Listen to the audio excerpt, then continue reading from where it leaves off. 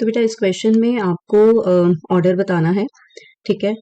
तो जैसे आप जानते हैं कि जो ऑर्डर होता है वो किस पे डिपेंड करता है, स्लोएस्ट स्टेप पे डिपेंड करता है, ठीक है। तो अगर हम इसका देखेंगे, रेट लॉ लिखेंगे तो rate is equal to K2 A and B2, ठीक है। अब यहाँ पे आपके पास A की जो कॉन्सेंट्रेशन है, it is involve in two reactions, ठीक है। बिकॉज आपका जो रिएक्टेंट है वो A नहीं है, A यहाँ पे इंटरमीडिएट है, ठीक है। तो A की जो कॉन्सेंट्रेशन है इसको पहले मुझे सब्सटीट्यूट करना होगा, ठीक है। इसकी कॉन्सेंट्रेशन हमें कैलकुलेट करनी पड़ेगी in terms of A2 and B2, तभी हम इसको आगे प्रोसीड कर पाएंगे, ठीक है। तो यहाँ पे हम कैसे करेंगे, आपको पता है ये वाला जो रिएक्शन है, ये फर्स्ट रिएक्शन इक्विलिब्रियम में है, ठीक है। इक्विलिब्रियम मींस क्या है, rate of forward reaction is equal to rate of backward reaction.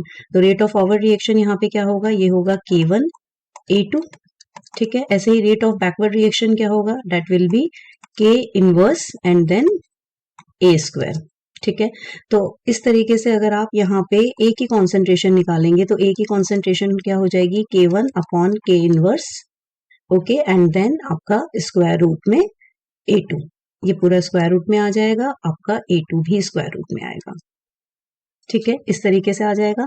तो ये A की कॉन्सेंट्रेशन हो गई। अब ये जो कॉन्सेंट्रेशन आपकी A की निकली है वो आप क्या करेंगे, अपने रेट लॉ के एक्सप्रेशन में सब्सटीट्यूट करेंगे तो आपको क्या मिलेगा, rate is equal to K2, A की कॉन्सेंट्रेशन आप डालेंगे, A की concentration square root of K1 upon K inverse and then A2 की पावर 1/2 क्योंकि स्क्वायर रूट है, and then you have B2 concentration.